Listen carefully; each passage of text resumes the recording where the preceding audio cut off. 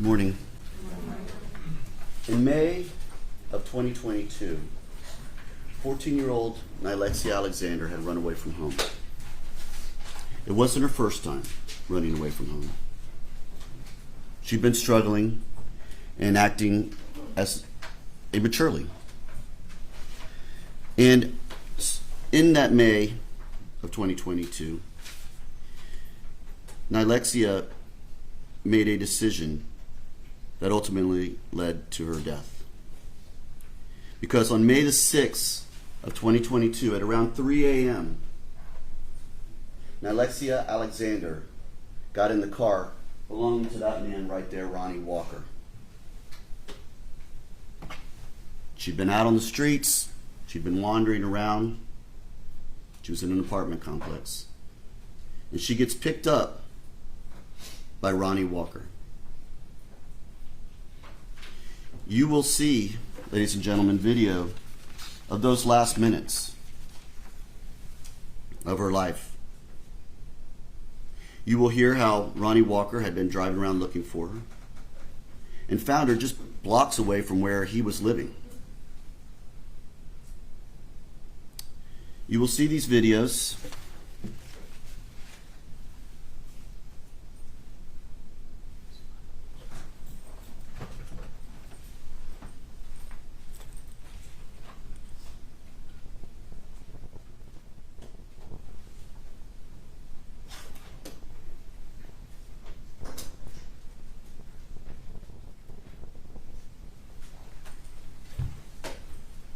And you will see Nilexia.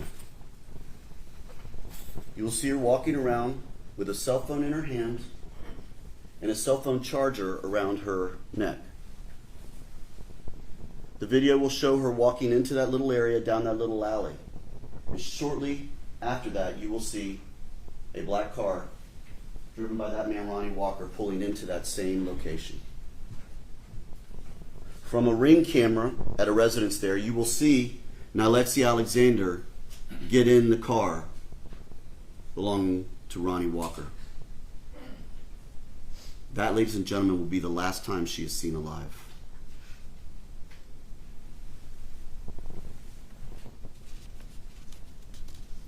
See, that night, Ronnie Walker had decided he was going to kill Nilexia Alexander. He found her. He got her in the car and drove away. You're going to hear that he drove to a convenience store where he bought her a drink. One can only assume that at that time, Nilexia Alexander had no idea what was awaiting her. You're going to hear and see from different cameras this vehicle driven by Ronnie Walker driving around at that time of the night into different little neighborhoods, down streets. And it will end up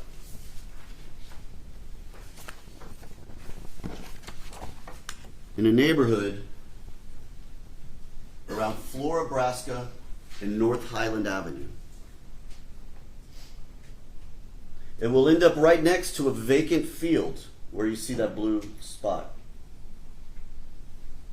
That's a dead-end road in a vacant lot. You're going to see that vehicle pull into there. We have video, ladies and gentlemen, and you will see that car pull into there. The car will turn down onto Flora, Nebraska, drive down to the end of the road. You will see it coming back down Flora, Nebraska, and pause and stop right next to that vacant field. The lights will go off of the car. 50 seconds will pass. The lights will come on, but then immediately the lights will turn back off and the car will drive away with its lights off. During that time, Ronnie Walker shot and killed Nilexia Alexander and left her body in that vacant field.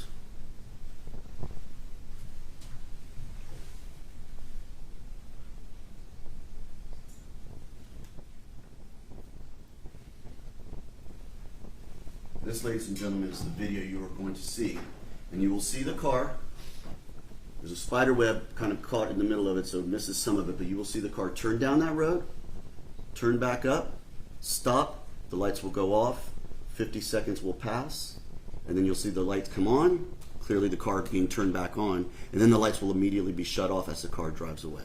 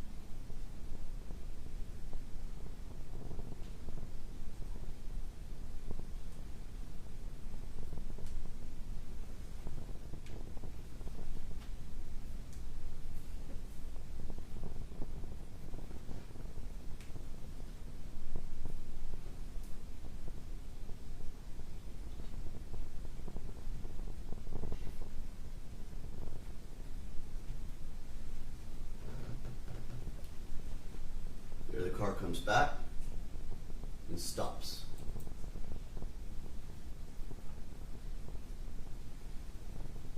Right there is when Alexia Alexander is being murdered.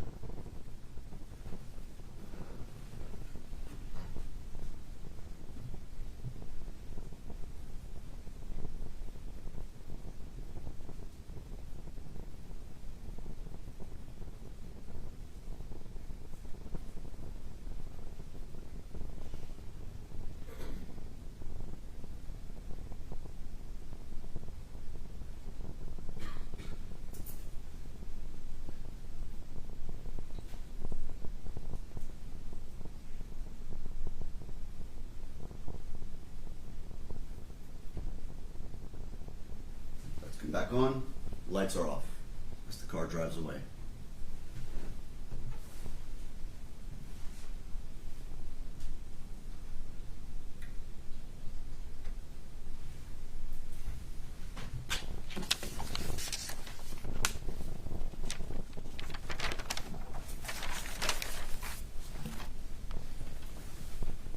We learn what happened in that car. We learn that because we are later able to ascertain the identity of the passenger in that car, Robert Quincy Creed.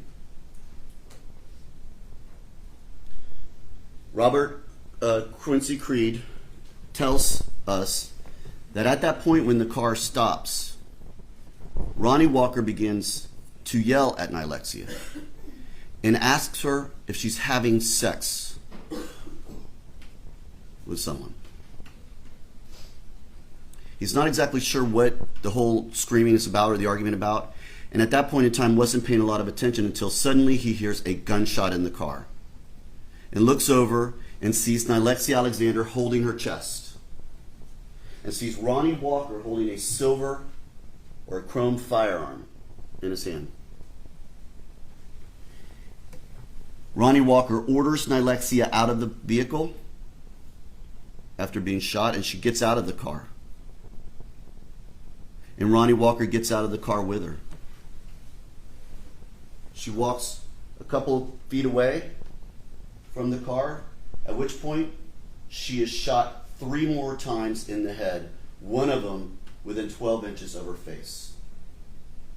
You'll see the stippling to her face, which a medical examiner is going to tell you means that gun was within 12 inches of her face. Intentional, premeditated. Her body's left there on the field, and as you see from that video, the car quickly drives away, lights off.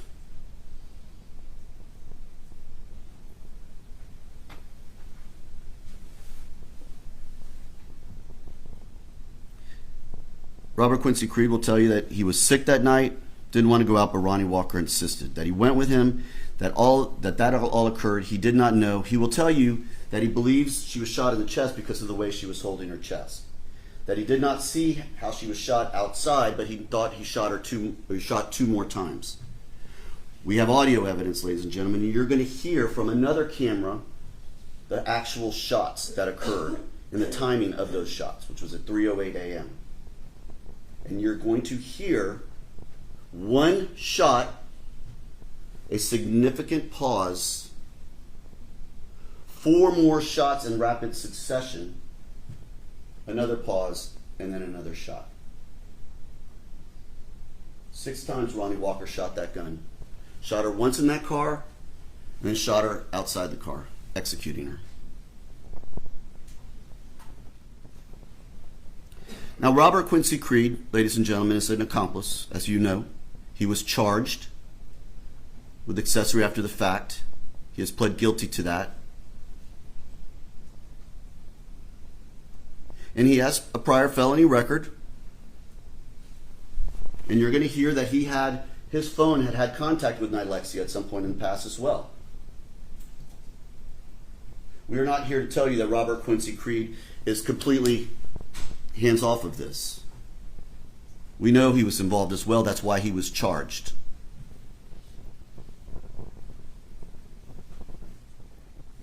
Now, going beyond what Robert Quincy Creed says, detectives are out there. They find out a little while later they receive a 911 call. They go out to the scene and they find a body, Nilexia Alexander. At this point in time, they don't know who this body is. They don't know who she is. And you'll see pictures of the crime scene. You'll see pictures of the body of Nilexia Alexander and how she was discovered abandoned in that crime scene.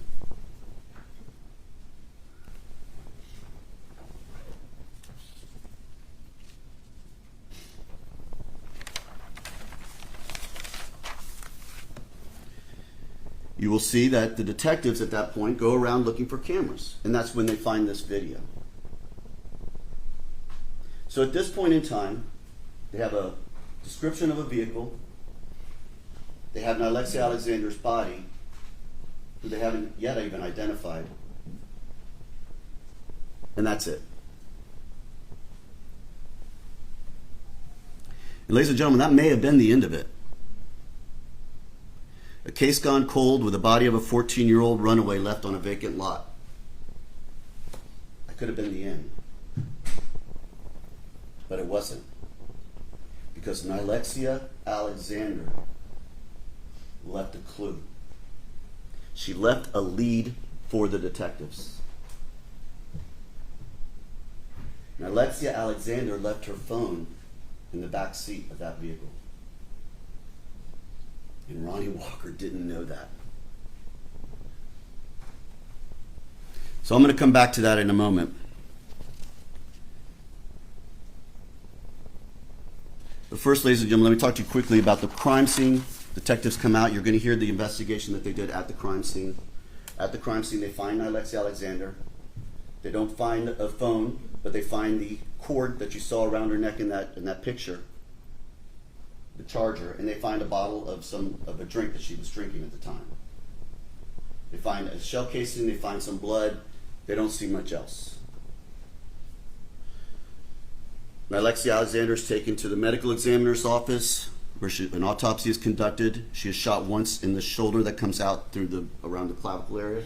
She's shot 3 times in the head. And again, one of those very close shot. The detective who was running the crime scene, who you will hear from, Detective Aaron Campbell, believes there's got to be something more out at that crime scene. Now remember, when they're doing this crime scene, it's the middle of the night, it's dark. You could see how dark it was in that video. This is a dark, vacant lot. There's no lights. There's nothing to see. So he goes back out there. And when he goes back out there, you're going to hear that he finds 2 more casings. And he also finds 2 projectiles in the ground. All of these casings match up. They were all fired from the same gun. So 4 casings are total of found.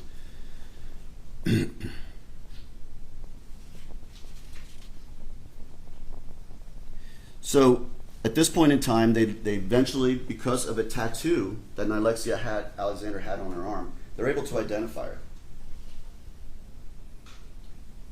So they start doing some research and investigation, and they find out that a few weeks before, Alexia Alexander had actually called 911 from a telephone. In that 911 call registers the phone number on that phone. So they began to do an investigation into that phone number. They find something amazing. After Alexia Alexander has been killed, based on what they've been able to determine as the time that she was shot, her phone continues to move. They're able to follow it for a while and are able to capture some videos of that car moving in specific areas where the phone was moving. That same black vehicle that you saw in that video. And they continue to follow where that phone seems to go on that evening, just after the homicide. And they follow it all the way to a Thornton's on Hillsborough.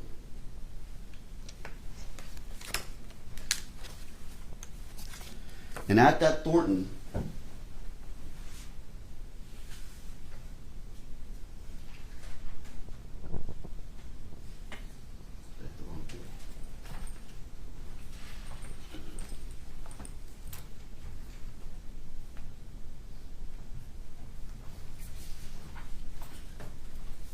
Thornton's, they see that car pull in.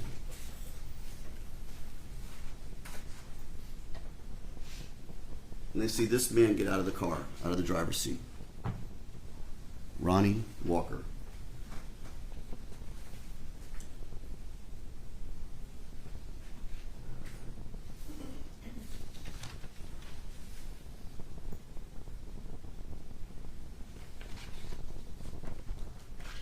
They now have a face. At this point in time, they haven't identified him, but they know that's the car. They know that car is there at the same time that Alexia Alexander's phone is there. And they now see a gentleman wearing this jacket, which will become important as well, getting gas. They also see someone get out of the passenger side. Again, they can't identify, but they know that there were two men in that car, the driver, Ronnie Walker, and this passenger, who they will later identify as Robert Quincy Creed.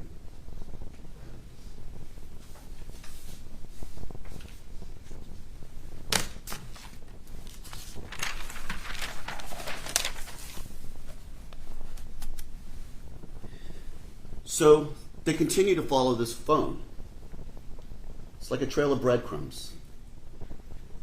And the phone leaves that Thornton's, and it goes to an area near where Alexia Alexander was when she was picked up. And it's there for a while. Again, at this point in time, they don't know who this is. They know they have a picture of this man. They have a general idea, description. They know the general type of car. But they don't know who he is. But they know that Alexia Alexander's phone has gone to this other location and it's there for a while. But here's another funny thing. The next day, that phone starts moving again. Ronnie Walker still has not found out or figured out that that phone is still in his car. And so they follow it the next day. And sure enough, the next day, drives through downtown Tampa, and they see it go to an area around Tampa General Hospital. The phone does. Alexia Alexander's phone. And so they were able to pull up Tampa General Hospital's license plate readers. And sure enough, there's a license plate reader there, and they see the car come through, and that license plate reader identifies the owner of that vehicle as Ronnie Walker. Now they have a name.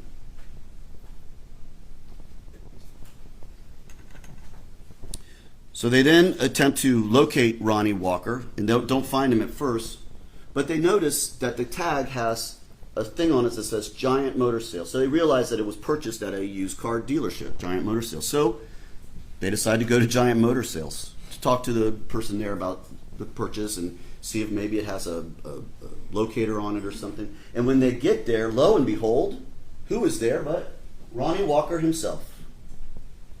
Turns out Ronnie Walker worked there. Now, by this point in time in the investigation, the phone is no longer pinging. Clearly, the phone had been discovered and discarded. So they get there and they immediately meet with Ronnie Walker, who proceeds to tell them various things that are clearly provable lies. He gives the wrong name of his girlfriend. He indicates someone was with him at Tampa General Hospital who they later find out was not with him.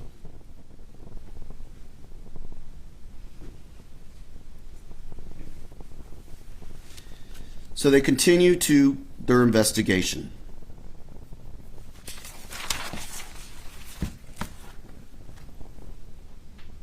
The car is at the Giant Motor Lots. It's clearly impounded and taken into evidence. The car is searched. No phone. Alexi Alexander's phone is not in that car. And they proceed to look for any evidence in the car. Any blood, anything like that. And you're going to hear from a crime scene investigator who will tell you how they do that.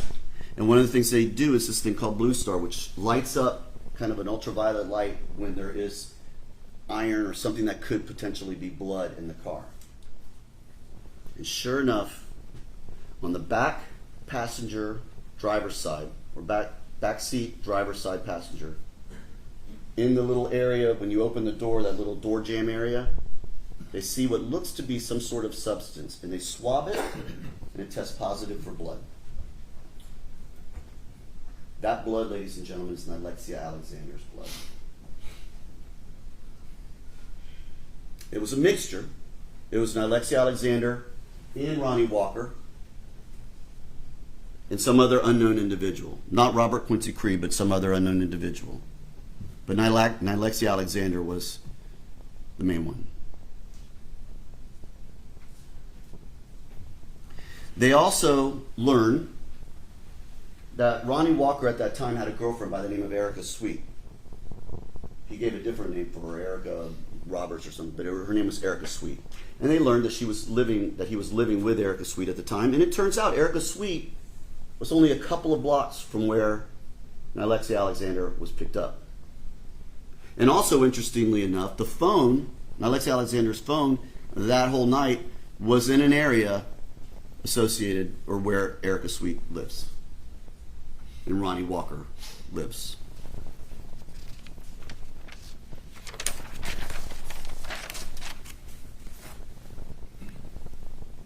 You also hear that another individual comes forward, a man by the name of Stanley Wilson, a man who has a significant prior criminal history.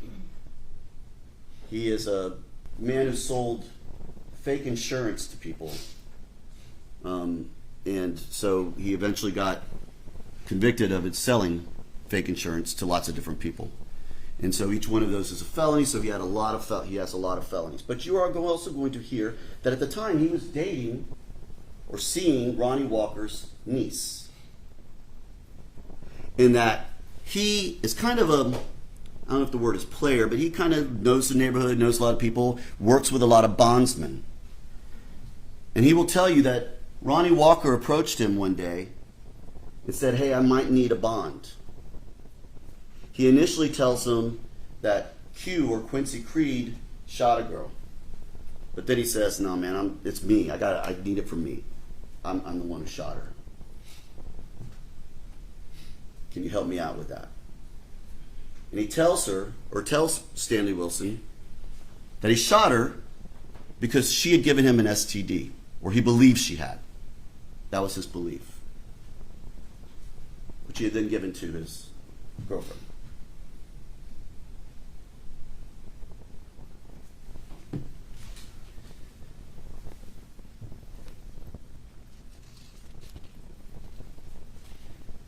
The evidence, ladies and gentlemen, will show you that Ronnie Walker picked up Alexia Alexander, drove her to a secluded spot, shot her multiple times, including once in the face at close range, drove to the Thorntons with her phone after committing this murder,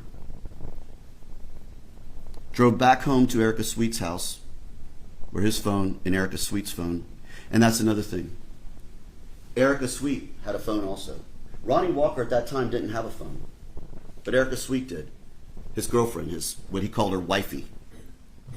And that night, at 3 a.m., sure enough, Erica Sweet's phone's moving. And it's moving along with Ronnie Walker's car. And at a certain point, and you will see video of this, both Erica Sweet's phone and Alexia Alexander's phone are moving completely together. They're both in the car. And then they both come to stop at the residence of Erica Sweet, where Ronnie Walker was staying.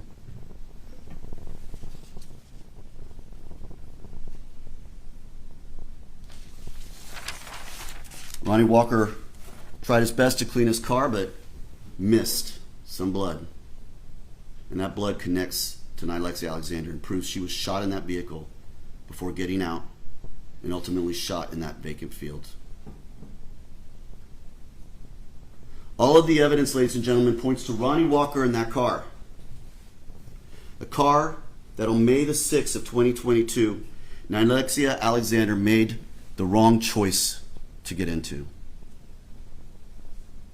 And ladies and gentlemen, at the conclusion of this case, the state is convinced that you will make the right choice and find Ronnie Walker guilty as charged of first-degree premeditated murder. Thank you.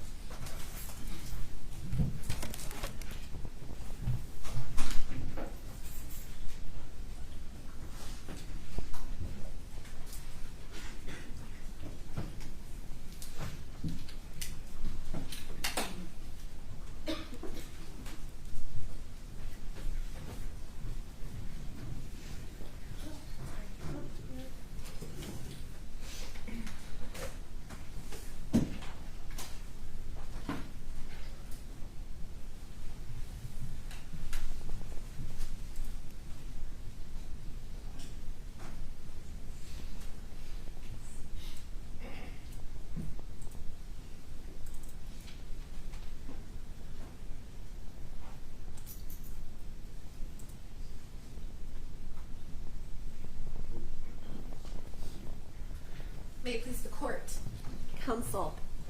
Good morning, members of the jury. Good morning. This is not a case of felony murder. It's not a case of a principle where you have two people working together to commit a crime. And the facts and the evidence is going to show that this is not a case where Ronnie Walker killed Alexia Alexander. The facts and the evidence are going to show that this is a case where one man, and one man only, is responsible for Alexia Alexander's death, and that is Robert Quincy Creed. As you heard from Mr. Terry, I expect that you will get to hear from Mr. Creed. And I'm going to go through some of the circumstances under which Mr. Creed is facing charges. And I'm going to go through a little bit of the investigation and touch on some of the points that the prosecution left out during their opening statement. So forgive me if you see and hear some of the same things, but I'm asking you to look at it from a different perspective. So how does Mr. Walker get here? How does Ronnie Walker get accused of first-degree premeditated murder facing the death penalty? Well, as Mr. Terry points out, it starts with that car, right? Shortly before 9 o'clock a.m.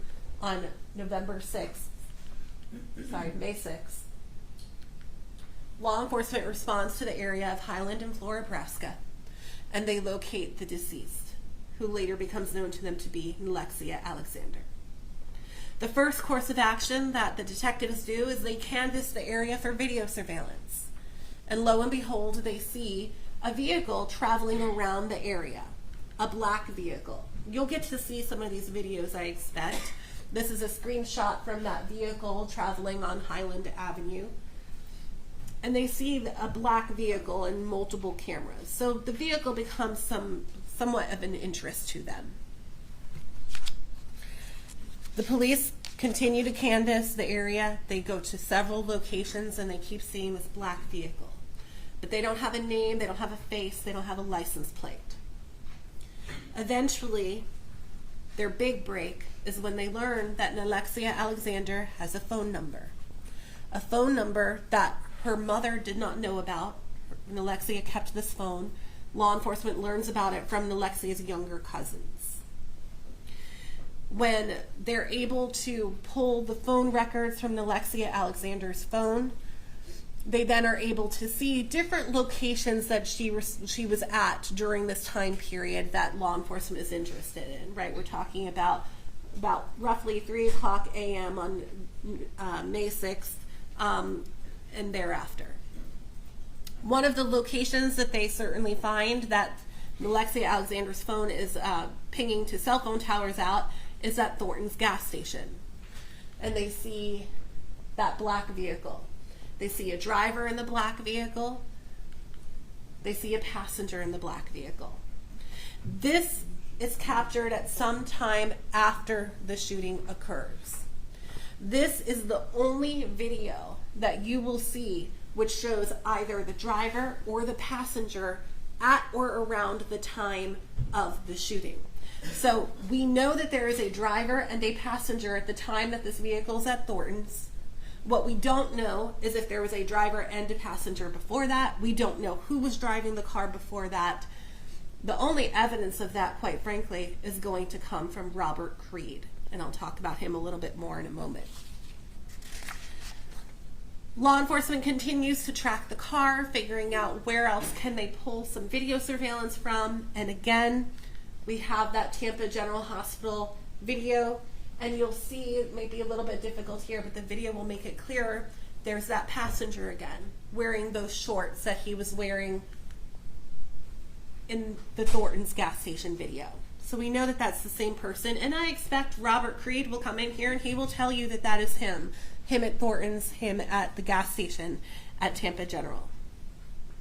They now are able to get a license plate number for that Ford, and that ultimately is what leads law enforcement to Ronnie Walker. They go and they contact Mr. Walker. They come into contact with him where Mr. Walker is working. Mr. Walker is more than cooperative with them. He talks to law enforcement for hours. He gives them his DNA. He gives them his phone. He gives them his car. While Mr. Walker is talking to law enforcement, he tells them about his girlfriend, Erica, who happened just by coincidence to be showing up at the Ford Motor store or Ford Motor property at the very time where Mr. Walker is talking to law enforcement. And he tells law enforcement, there she is. Law enforcement talks to Erica Sweet. Law enforcement is able to get phone numbers for Ronnie Walker. They're able to get a phone number for Erica Sweet. Law enforcement then pulls phone records for Mr. Walker, pulls phone records for Mr. Sweet. What the evidence is actually going to show is that Mr. Walker, in fact, did have a working phone at and around before and after the time of the shooting. Back in back in May of 2022. And you can see there are multiple phone calls, text messages made on May 5th, May 6th, and the records will be introduced. You'll be able to see that clearly this phone was in use. Law enforcement then tries to cross-reference. Well, we have a phone number for Alexia Alexander. We have the phone records for Ronnie Walker. And so let's see if the two are communicating. They are not. There is no crossover, no social media, no phone records, nothing to indicate that Mr. Walker even knew who Alexia Alexander was.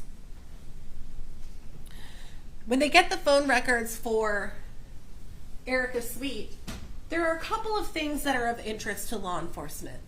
One of them is going to be that there are some phone calls that are made around the time and in the early morning hours of the shooting. There are some text messages that are sent as well. What the evidence is going to show, members of the jury, is that those phone calls, those text messages, they were not made by Ronnie Walker. They were not made by Erica Sweet. They were made by the person who had possession of that phone, Robert Creed. And you will know that because I expect you'll have a chance to see a text message sent from Mr. Creed to his cousin, telling his cousin, hey, this is Q. You will know that it's Robert Creed using the phone because I expect that you will hear some evidence that the phone numbers being used and being called, those are connected to Mr. Creed's family. No connection to Mr. Walker, no connection to Miss Sweet. Why is this going to be important? Because at the time when this phone is traveling in the same areas as Nylexia Alexander, we know the person in possession of this phone is not Mr. Walker, it is Robert Creed.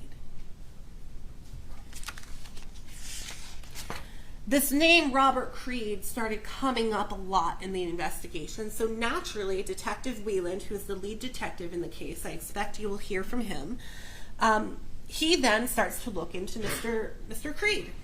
He interviews Mr. Creed, he pulls phone records for Mr. Creed, and when he pulls the phone records for Mr. Creed, it's not to be minimized. It's not that there was some phone calls between Mr. Creed and Nylexia Alexander. You're going to see the phone records, and you're going to see starting as back as far as April 29th, 2022, so we're talking just a couple of days before the shooting.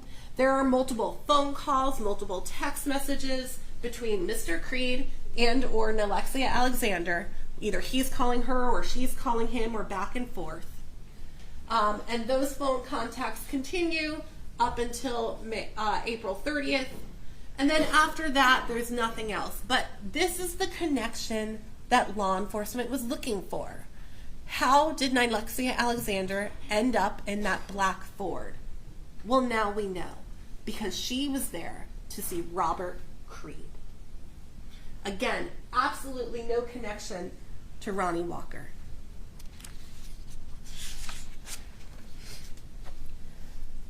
The investigation continues. I expect the next thing that you're going to learn is that in June of 2022, law enforcement in the state attorney's office make the decision to charge Ronnie Walker. Charge Ronnie Walker with first-degree murder. And they charge him essentially for a few different reasons. I expect you're going to hear Detective Wieland testify about this. One, it was Ronnie Walker's car that is seen driving around the area. Two, Ronnie Walker, they believed, was at the gas station at Thornton's sometime after the shooting. And three, the DNA that was found in the car. But I want to talk to you some more about the DNA. I'm going to go back a couple of slides. You're going to hear from someone who tested the DNA. You're going to hear from a DNA expert. And that person's going to explain a few things to you. One, they cannot say whether or not definitively that is blood that they located in the car. There are some chemical tests that they can do. Sometimes these chemicals can cause a false positive for blood. A cleaning agent, for example, can often cause a positive result for blood, even though it's not blood. So that's the first thing they'll tell you. Two, they cannot tell you whether or not that blood, if it is blood, belongs to Nylexia Alexander. They simply don't know. Even if there is blood there, if you have what is called a mixture, they can't tell you which person contributed that blood. So when Mr. Terry comes up here and tells you Nylexia Alexander's blood is found, the evidence will show something different. Three, when we talk about a mixture, it is not as though we are talking about the DNA gets in a particular location at the same time. What I expect you will hear from the DNA expert is that a mixture simply means is that one person's DNA is found in the same location as another person's. They can't tell you whose DNA got there first, whose DNA got there second, whether the DNA got there at the same time. Even though DNA evidence is quite powerful, there are limits to that DNA. Despite all of these things, right? Despite the fact that law enforcement believes that this is Ronnie Walker's car, Ronnie Walker's at the gas station. Ronnie Walker is in the Tampa General Hospital with the same place as the phone. All of the same things you will hear are exactly true for Robert Creed. He's at the gas station. Robert Creed, and in fact, Robert Creed's the one with the connection to Nylexia Alexander. What I expect you're going to learn is that law enforcement has a bit of a problem at this point. They don't know what happened inside that car. They know that it's Ronnie Walker's car, but that's about as much as they know. So I expect you're going to learn that at some point there is a second interview done with Robert Creed. During the first interview, Robert Creed denies knowing Nylexia Alexander. When they confront Robert Creed with the phone records, Robert Creed says, "No, that's not true. That's not me. I don't know who this person is. I don't know anything about someone dying." The second time you hear that an interview is done with Mr. Creed, you're going to learn that at that point, the interview goes a little bit differently. Because what the evidence will show is that that interview starts off with the detective telling Mr. Creed, "If you don't tell me that someone else did this, we're going to have to charge you with murder." What you're going to hear is that the detective tells Robert Creed that Ronnie Walker's lawyers are pointing the finger at Mr. Creed, saying he's the one that killed Nylexia Alexander. And what the evidence is going to show is that the detective then says to Robert Creed, "If Ronnie Walker just shot and killed her in the car because he was mad at her, just tell me that. And then, and only then, you will hear that Robert Creed, for the first time, changes his story and says, 'That's exactly what happened.' And from there on out, Robert Creed mimics, repeats what the detective had told him. You will then hear that Mr. Creed is interviewed multiple other times by other lawyers after he is arrested. And there are a couple of important things to keep in mind. Robert Creed is never arrested for the murder of Nylexia Alexander. He's not arrested as a principal. Again, this isn't a felony murder. The prosecution arrested one man and one man only, and that was Ronnie Walker. They arrest Robert Creed for accessory after the fact. But I expect when Mr. Creed comes in here to testify, he's not going to be able to tell you what exactly he did as an accessory after the fact. He's going to come in here and tell you that he pled guilty, and the only reason he pled guilty is because he didn't want to go to prison for the next 30 years. And that if he comes in here and tells this story that was repeated to him by the detective, he believes he's going to get to go home. He's going to get a benefit for his testimony. And that's where the judge's instruction at the end of the case is going to come into play, when he talks to you about looking at this testimony with a very critical eye. Because at the end of the day, Robert Creed cannot be trusted. He has lied to law enforcement. He has changed his story. He's being a benefit for being here and testifying. And when you hear the details given to law enforcement by Robert Creed, because eventually Mr. Creed is pressed for details. Okay, well, tell me, where was Nylexia when she was shot? Where was Mr. Walker when he was shot? Those details are not going to add up with the evidence. Robert Creed is going to come in here and tell you that Ronnie Walker was sitting in the driver's seat, had a gun in his left hand, turned around, and shot Nylexia Alexander in the car. And that's not going to add up with the evidence. There are going to be no bullet holes, no projectiles, no blood located in the interior of that car. And you're going to get a chance to see and hear about all of that. I expect, as Mr. Terry said, you're also going to hear about Stanley Wilson. And I won't spend too much time on Mr. Wilson other than to say you're going to learn quite quickly that the timeline given to you by Mr. Wilson is completely off. That when he's saying things are happening, it is verifiably true that it is not happening. And I'll give you an example. Mr. Wilson is going to tell you that he remembers he has a conversation with Mr. Walker where Mr. Walker supposedly confesses. And that conversation happens the day before Stanley Wilson turns himself into jail in Manatee County. He is emphatic about that. This conversation happens the day before I turn myself into Manatee County Jail. What you're going to learn is that Mr. Wilson turns himself into Manatee County Jail sometime in April of 2022, before the shooting even happened.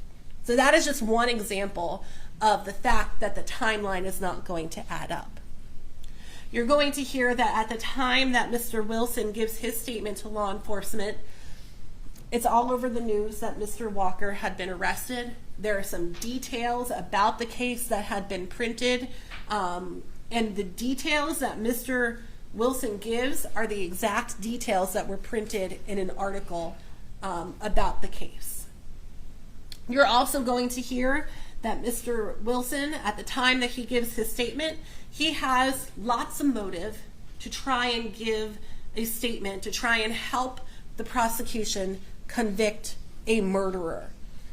You're going to hear that Mr. Wilson was in a world of trouble. He had been in jail, bonded out, committed more crimes, bonded out, and he was about to have his bond revoked. He was about to be in a situation where he would have to go back to jail. And it is during that time frame that he has his lawyer reach out to the prosecution and tell the prosecution, hey, Stanley Wilson wants to provide you with this information. And sure enough, the very same day that Mr. Wilson provides this information, you will hear that the state of Florida drops their motion to revoke his bond and Stanley Wilson's able to remain out and about free. You will then hear that Mr. Wilson ends up getting a deal in his cases where he does some prison time, but not nearly as much prison time as his score sheet given to him reflected he should have. And part of that deal is that he, like Robert Creed, is required to be here and required to testify against Mr. Walker. So again, when it comes to that instruction, I expect the judge will give you at the end of the case, you will have every reason in the world to view Mr. Wilson's evidence as critically as you can. I'll repeat what I stated earlier. This is not a case where multiple people are involved in the killing of Miss Alexander. There's one person arrested. The state of Florida has chosen that person to be Ronnie Walker. The evidence is going to show that they have chosen wrong. Because all of the evidence, and when you go back to that deliberation room, you're going to have the evidence, the photographs, whatever videos, but you're also going to have your common sense. And that common sense is going to show you that Mr. Walker is innocent. He is as innocent as he is today, and he will remain innocent at the end of this case because the state of Florida will be unable to prove their burden. There is not a moment during this trial where the burden of proof will move from this table where these two prosecutors sit. There is not a moment during this trial where you should look to Mr. Walker to prove anything or to disprove anything or explain anything. Those are all the presumptions that you agreed to follow when you were selected as jurors. The judge at the end of the case will tell you you can find a reasonable doubt in the evidence, in the lack of evidence, and in any conflicts in the evidence. And at the end of the case, you are going to have reasonable doubt in all of these places. You're going to find that there's information given to the detective that he never followed up on. Because like I said, the evidence will show they got their man. They put all of their eggs in one basket, and that's what they stuck with. The evidence is going to show that it was not Mr. Walker that shot and killed Nylexia Alexander. It will show that that person was Robert Creed. Thank you for your time and attention.